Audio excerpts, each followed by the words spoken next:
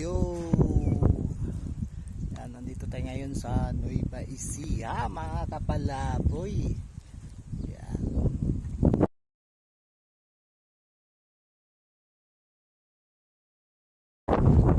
Ibang lugar na naman po itong napuntahan natin, kung hindi na bundok, kung hindi isang dam naman ito. El Nino na talaga, medyo mababa na ng kaunti yung tubig, pero okay pa naman yan. Sana nitong taon umulan para mas masaya ang lahat. Yan.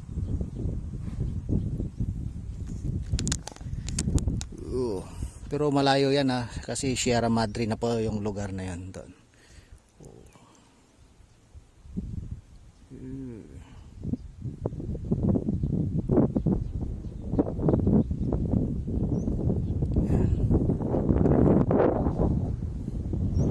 May nagka-camping doon, oh. May nakikita kong mga tent na maraming sasakyan.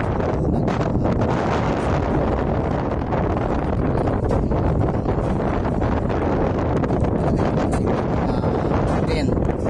So ibig sabihin papalipas sila ng gabi dyan sa lugar na yan.